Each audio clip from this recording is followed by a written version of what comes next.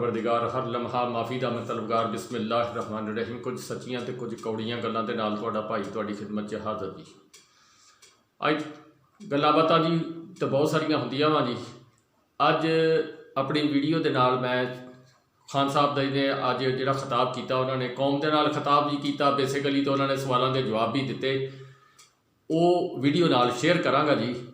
وہ میری اس ویڈیو تو بعد نال ہی شروع ہو جانی ہے، تو انہوں ضرور سننا اور تسی وہ دی ویڈیو سنن تو بعد اپنا انالیسس ضرور کرنا اس بندے دا کہ وہ بندہ کتنا مخلص، کتنا ایمانداری دے نال، وہ صدقے دل دے نال وہ بندہ جڑا وہ تہاڈا وزیر اعظم جڑا وا وہ گل کردا، اور وہ دے اندر ملاوٹ یا بدبودار جڑا منافقانہ اندر ہوندا نا جی، وہ تانوں وہ دے وچ نظر نہیں آئے گا۔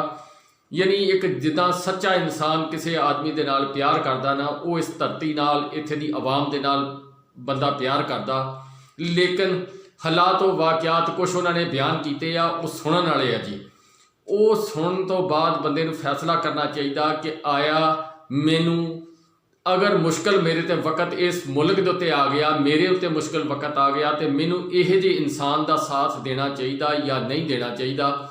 کیوں دیکھو جی 75 سال ہو گئے جی تقریباً پاکستان بنے نو جی، تے او دے وچ بتھیرے حکمران آئے، اچھے آئے، برے آئے، بہت اچھے آئے، بڑی ترقی بھی کیتی پاکستان نے جی۔ 1947 تو لے کے ہن تک پاکستان دا نقشہ کافی چینج ہویا، ہر بندے نے اپنا حصہ پان دی کوشش کیتی، لیکن اس ملک نو لٹیا بھی گیا جی۔ اور وہ لٹ جڑی آ انہیں وہ ایک عذاب بنا کے جڑا ساری قوم دے اتنے نازل کر دیتا، اور وہ جڑا لٹ وا وہ چند ایک خاندان تے امیر ہو گئے، لیکن عوام جڑی وہ غریب رہ گئی۔ اج خان صاحب دی گل دے وچ تانوں یہ گل نظر آئے گی کہ وہ بندہ کس قسم دا، کس ذہن دا انسان آ، یعنی انہیں اپنی ہر چیز جڑی آ ان قربان کیتا اس ملک دے اتے۔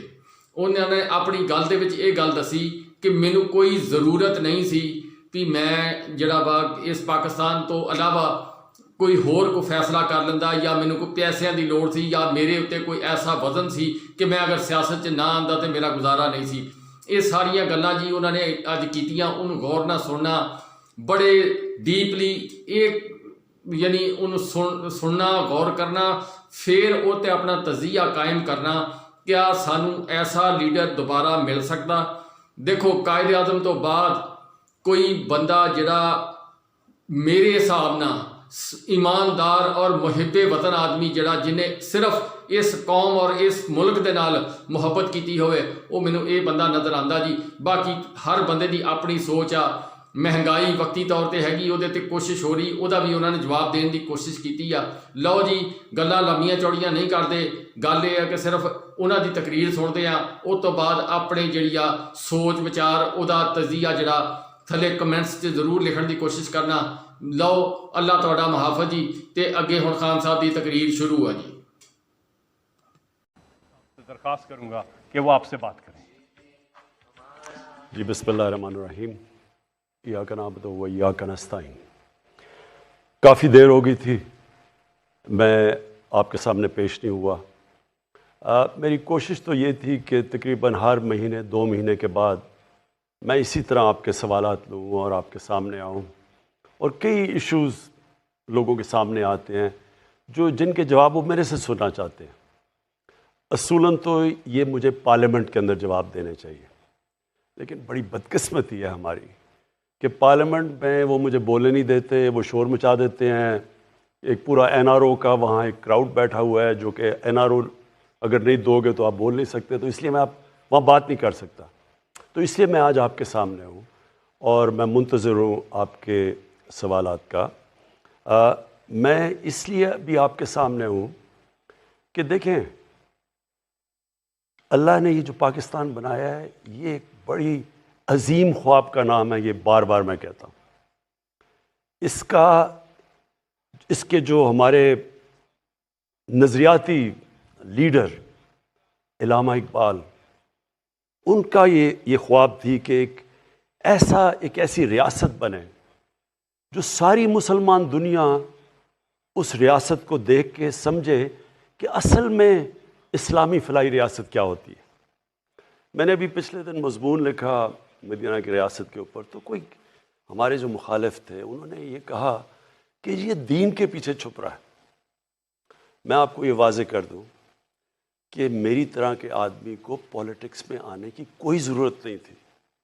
اللہ نے مجھے سب کچھ دے دیا تھا جب کرکٹ کے بعد، اور میرے پاس تو سب کچھ تھا، کسی چیز کی کمی نہیں تھی، اور کوئی اور پولیٹیشین وہ یعنی اس کو کوئی جانتا نہیں تھا پولیٹکس سے پہلے، کسی کا کوئی نام نہیں تھا۔ تو میں تو آیا اس لیے تھا، اور جو 25 سال پہلے آپ ہمارا نظریہ دیکھیں تحریک انصاف کا، واضح طور پہ ہمارا گول لکھا ہوا ہے، ہمارا منشور، ہمارا نظریہ اسلامی فلاحی ریاست، جو کہ پاکستان کے آبجیکٹیو ریزولوشنز میں ہمارے جو پہلے فاؤنڈنگ فادرز تھے انہوں نے آبجیکٹیو ریزولوشن میں لکھا تھا اسلامی فلاحی ریاست، اور وہ مدینہ کی ریاست کے اوپر بیس ہے۔ تو لہٰذا یہ تو 25 سال سے میں ایک ہی چیز کہہ رہا ہوں، پیچھے سے اٹھا کے دیکھ لیں کوئی بھی، کہ پہلے دن سے اور جب تک اقتدار ملا میں نے ہمیشہ یہ کہا ہے کہ ہم کوئی ایشین ٹائیگر بنانے نہیں جا رہے، ہم کوئی لاہور کو پیرس بنانے نہیں جا رہے، ہم تو اس ملک کو جس وجہ سے یہ ملک بنا تھا، جو ہندوستان کے مسلمانوں نے بھی پاکستان کو ووٹ دی تھی جبکہ پتہ تھا کہ انہوں نے پاکستان کا حصہ نہیں بننا، کیونکہ وہ خواب تھی کہ ہم ایک مثال پیدا کریں گے۔ تو میرا تو ساری سٹرگل ہی وہ ہے۔ ابھی میں آپ کا سوالات کا منتظر ہوں، لیکن یہ میرا ایمان ہے کہ جب تک جس مقصد کے لیے قوم بنی تھی ہم اس مقصد کے اوپر نہیں چلیں گے ہم کامیاب نہیں ہو سکتے۔ جی گزارش آپ سے یہ ہے کہ آپ جب کال کریں اپنی بات کو مختصر رکھیے تاکہ زیادہ سے زیادہ ہم کالرز کو پروگرام میں شامل کر سکیں۔ ہمارے ساتھ پروگرام کے پہلے کالر، جی السلام علیکم۔ وعلیکم السلام۔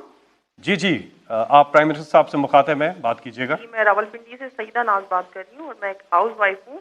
میں وزیر اعظم صاحب سے مہنگائی پہ سوال کرنا چاہ رہی ہوں۔ وزیر اعظم صاحب، پچھلے سال اسی پروگرام میں مہنگائی کے سوال پہ جواب پر آپ نے بولا تھا کہ بہت جلد مہنگائی پہ قابو پا لیا جائے گا۔ ابھی سال ہونے کو ہے مگر مہنگائی ڈبل ہو گئی ہے۔ شاید آپ کو اصل صورتحال نہیں بتائی جاتی، آپ اور کچھ نہیں کر سکتے تو پلیز آن لائن جا کر آٹے کی اور دال کی قیمتیں چیک کر لیں اور ہمیں بتا دیں کہ اب تو ہمیں گھبرا لینا چاہیے۔ جی شکریہ۔ دیکھیں، پہلی چیز تو میں آپ کو ایک بات بتا دوں، آج کل ہے انفارمیشن ٹیکنالوجی اور موبائل فونز کا زمانہ۔ میں جب صبح 1 گھنٹہ اٹھتا ہوں، 1 گھنٹے کے اندر اپنے موبائل پہ مجھے ساری انفارمیشن مل جاتی ہے کہ ملک میں کس طبقے کے اوپر کیا گزر رہی ہے۔ تو میں آپ کو پھر سے یہ کہہ دوں کہ یہ سب سے بڑا میرے لیے، اگر آپ کہیں نا کہ ایک چیز جو مجھے کئی دفعہ راتوں کو جگاتی ہے، وہ صرف مہنگائی ہے۔ اور مہنگائی کا صرف میں اب آپ کو سمجھانا چاہتا ہوں کہ دیکھیں، مجھے کئی دفعہ بڑا افسوس ہوتا ہے، ہمارے پاس بڑے اچھے اچھے اس ملک میں صحافی ہیں، ہمارے پاس ہم بڑے خوش قسمت ہیں کہ ہمارے پاس ایک ایسی بھی جرنلزم ہے جو کہ بڑا لوگوں کو انفارم کرتی ہے، لوگوں کو آگاہ کرتی ہے ملک کے صورتحال سے۔ لیکن بدقسمتی سے ایسے بھی ہیں جو سارا وقت مایوسی پھیلا دیتے ہیں۔ مہنگائی اس وقت دنیا کا فنومنا ہے۔ سیدہ پلیز آپ میری ذرا غور سے بات سن لیں کہ مہنگائی صرف پاکستان کا ایشو نہیں ہے۔ اب میں آپ کو بتاؤں 2 قسم کی مہنگائیاں ہوئیں۔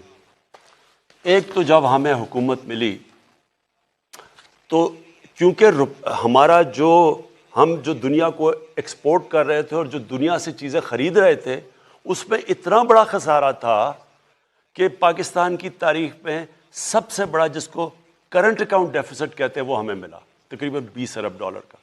اس کا مطلب کیا ہوا کہ سارا پریشر روپے پہ پڑ گیا، کیونکہ ڈالر کم ہو گئے، ڈالر کی آخر میں قیمت اوپر جانی تھی۔ ہمارے پاس ڈالرز ہی نہیں تھے کہ ہم مارکیٹ میں پھینک کے وہ ڈالر کی قیمت نیچے رکھتے ہیں۔ تو جب ہمارے اوپر سارا بوجھ پڑا تو روپیہ جب گرا، جب روپیہ گرتا ہے تو جو چیزیں ہم امپورٹ کرتے ہیں مہنگی ہو جاتی ہیں۔ تو پہلا تو لہر مہنگائی کی تب آئی جب روپیہ نیچے گیا اور اپنے لیول پہ پہنچا، تو ایک تو اس کی مہنگائی آئی اس کی وجہ سے۔ یہ دوسرے یہ مہنگائی کا جو آپ آج بات کر رہے ہیں نا کہ سال پہلے اور اب میں کیا فرق ہے، میں ذرا آپ کو صرف بتانا چاہتا ہوں کہ یہ اب ایک کرونا کی وجہ سے دنیا کے اندر جو سپلائی شارٹیجز ہوئیں، یہ اب اس کی لہر آئی ہوئی ہے، اور اس میں پاکستان اکیلا نہیں ہے ملوث اس مہنگائی میں۔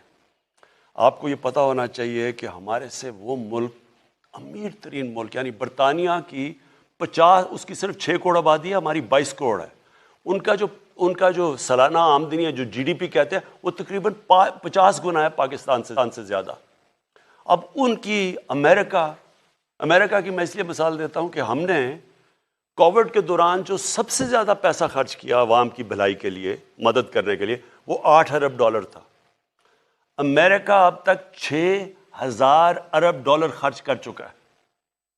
تو پہلے ذرا دیکھ لیں کہ ہماری حالات کیا ہیں، ان کے کیا ہیں۔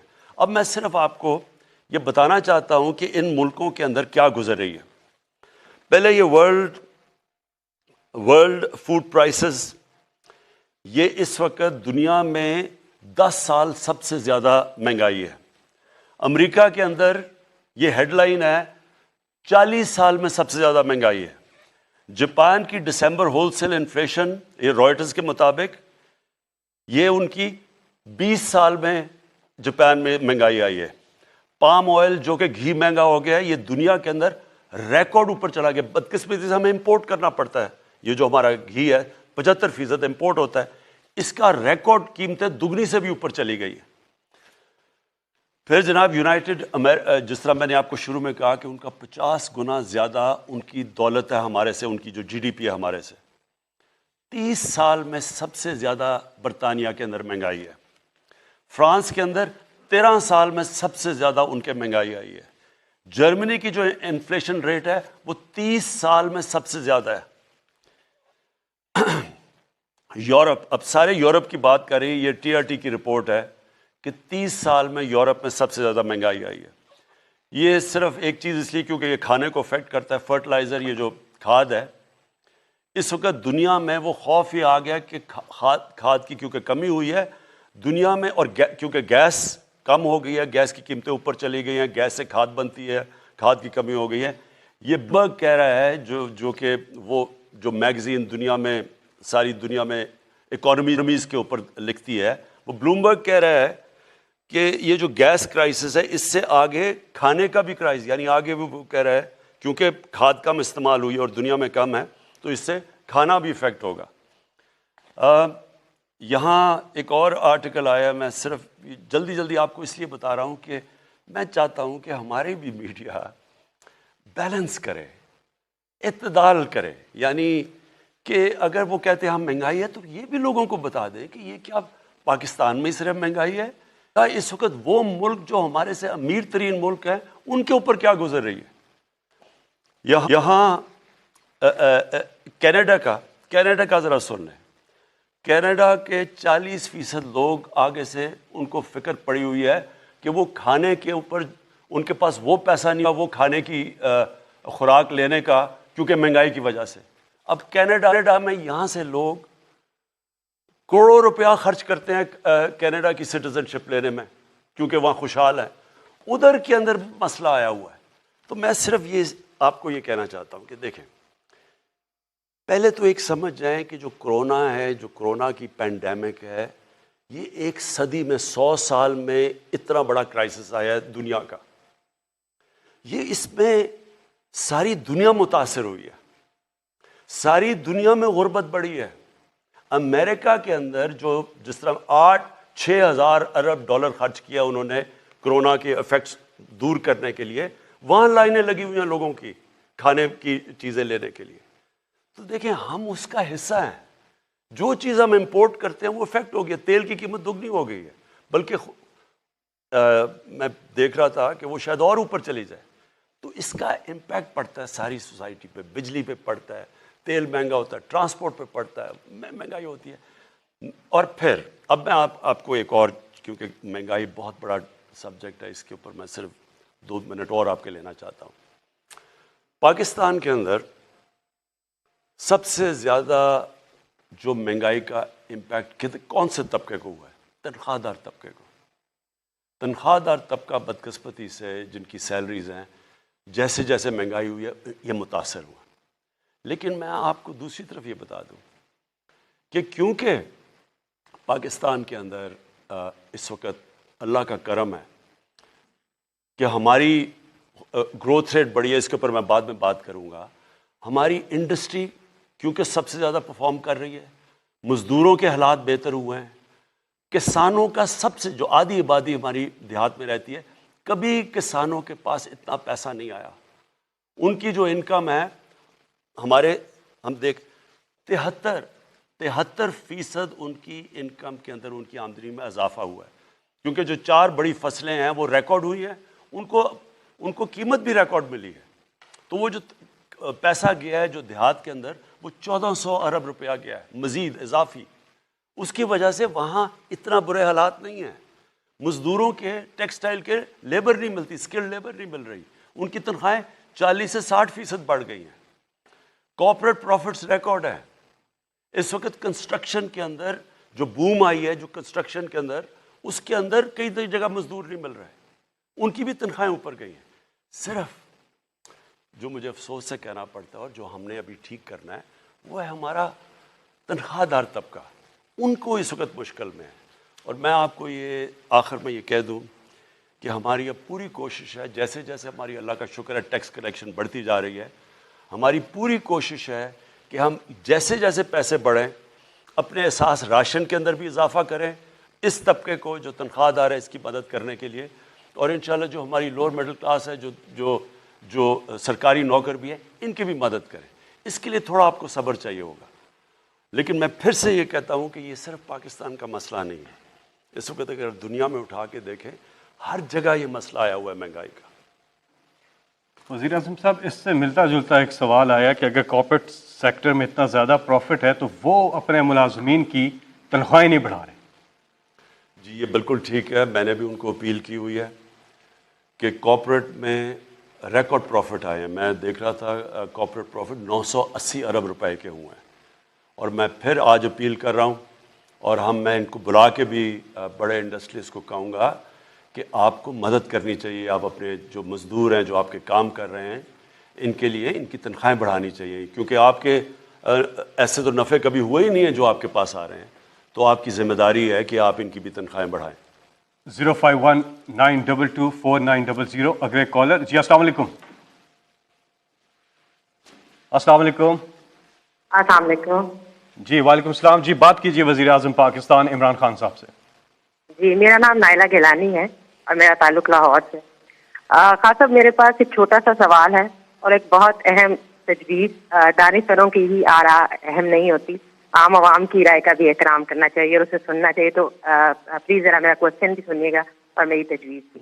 سوال تو میرا ہیلتھ کارڈ کے بارے میں ہے کہ یہ اس میں کوئی دو رائے نہیں ہے کہ یہ پاکستان کی تاریخ کا ایک بہت زبردست انیشیٹو ہے اور وقت یہ ثابت کرے گا کہ ہیلتھ کارڈ پاکستان کے صحت کے شعبے میں ایک بہت بڑا انقلاب برپا کرے گا.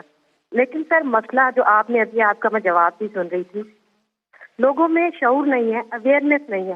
آپ کے اتنے بڑے بڑے انیشیٹوز ہیں, احساس, ہیلتھ کارڈ اور یہ کنسٹرکشن انڈسٹری والا بھی, لیکن لوگوں کو پتہ ہی نہیں ہے. یہ مہنگائی کا سب کو پتہ ہے, لیکن اس مہنگائی کو کم کرنے کے لیے جو آپ یعنی ایک ہیلتھ کارڈ ایک ایسا انیشیٹو ہے جسے استعمال کر کے عام آدمی کی جو جیب سے صحت کا خرچہ تھا وہ کم ہو رہا ہے نا, لیکن ان کو پتہ ہی نہیں ہے کہ انہوں نے اس کو کیسے استعمال کرنا ہے. اور ہر انسان کی ایکسیس میں ہے, ہر انسان کے پاس ہے, یہ ان کو نہیں معلوم. اور سر دیکھیں یہ بہت بڑا, مجھے آپ کی میڈیا ٹیم کے لیے کہنا پڑے گا کہ اگر 4 پل اور 4 سڑکیں بنا کے شہباز شریف پنجاب کا ہیرو بن سکتا ہے اور ایک اسٹیبلش ہیرو سے زیرو بن رہا ہے, تو sir I am sorry to say but it's a huge failure on behalf of your media team. وہ کیا کہہ رہی ہے, کیوں نہیں بتاتی ہے عوام کو کہ آپ کے پازیٹیو امیج کیا ہے, آپ کیا اچھے اقدامات جو کر رہے ہیں اس کا کیا فائدہ ہے عوام کو. عوام کیوں پی ٹی آئی کی گورنمنٹ کو گالیاں دے رہی ہے. جی شکریہ. دیکھیں ایک میرا ایمان ہے کہ تھوڑی دیر کے لیے آپ سب کو پاگل بنا سکتے ہیں اور زیادہ دیر کے لیے صرف تھوڑے سے لوگوں کو آپ پاگل بنا سکتے ہیں, لیکن سارا وقت اب سب کو پاگل نہیں بنا سکتے. ہوا یہ ہے کہ جب سے ہماری حکومت آئی ہے 4 کرائسس ہمارے سامنے آئے ہیں. سب سے بڑا کرائسس کہ پاکستان بینکرپٹ تھا. ہمارے پاس پیسے نہیں تھے باہر کی جو ہم نے قرضے لیے ہوئے تھے ان کی قسطیں وہ ادا کرنے کے لیے. ہمارے سب سے کم جو ریزروز آپ کے ہوتے ہیں نا فارن ایکسچینج ڈالر ریزروز وہ سب سے کم تھے, اور وہ اتنے نہیں تھے کہ ہم اپنی اوبلیگیشن جو باہر ہم نے جو قرضے لیے ہوئے تھے یا جو قسطیں دینی تھی ہمارے پاس وہ نہیں تھے, ڈیفالٹ کے قریب تھے. دوسری چیز ہمارا جو خسارہ تھا فسکل ڈیفیسٹ وہ بھی تاریخی تھا. پھر بجلی کے آخری سال صرف بجلی کی جو سرکولر ڈیٹ تھی یعنی جو بجلی کا وہ 480 ارب روپیہ تھا. سو یہ ساری چیزیں ہمیں ملیں اور وہ شروع کا صرف اور صرف جو ہمارا وقت تھا کہ ملک کو سٹیبلائز کریں, کسی طرح کے بالکل ہی ملک بیٹھ نہ جائے, وہ ہم نے کیا کامیابی سے. اور پھر کرونا آ گیا اور وہ آپ کے سامنے ہے کرونا. وہ پھر سے میں ریپیٹ کرتا ہوں 100 سال میں یہ سب سے بڑا دنیا کا کرائسس جس کو پینڈیمک کہتے ہیں, یہ دنیا کا 100 سال میں سب سے بڑا کرائسس آیا. اس کے بعد یہ آ گیا ویو, یہ جو میں ابھی بات کر رہا ہوں, یہ دنیا میں جو مہنگائی آئی ہے یہ کرونا کی وجہ سے سپلائی شارٹیجز ہوئی یعنی کہ چیزیں بند ہو گئیں دنیا میں. جب چیزوں کی کمی ہوئی وہ چیزوں کی قیمتیں اوپر چلی گئیں. تو یہ جو میں آج ساری دنیا میں مہنگائی آئی ہوئی ہے, آپ قزاقستان میں وہ پبلک سڑکوں کے اوپر آ گئی, ہر جگہ سیریل, یعنی دنیا کے اندر یہ مشکل پڑی ہوئی ہے. تو وہ ہمارے اوپر آ گیا, یہ جو امپورٹڈ انفلیشن کہیں جو مہنگائی ہے. اور پھر افغانستان کا مسئلہ آ گیا.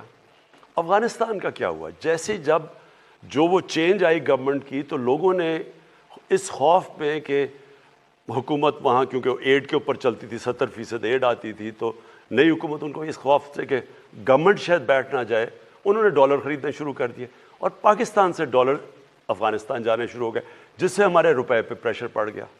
تو یہ 4 کرائسس بڑے جو کہ کسی حکومت کو اتنے بڑے کرائسس نہیں ملے اور یہ 3 سالوں میں. تو اس کے باوجود میں پہلے تو یہ کہہ دوں کہ میں اپنی گورنمنٹ کو, اپنی ٹیم کو, NCOC میں جو ہماری ٹیم تھی بلکہ ساری گورنمنٹ نے مل کے, اس میں سارے ادارے مل کے کیا گیا. ہمارے ہیلتھ ڈپارٹمنٹ تھی, ہماری فوج تھی, ہمارے ساری منسٹریز, صوبے, سب نے مل کے. جو لوگ کہتے ہیں نا جی کہ پاکستان کی گورنمنٹ بڑی نااہل ہے, ہمیں تو یہ کہا نا نااہل ہے.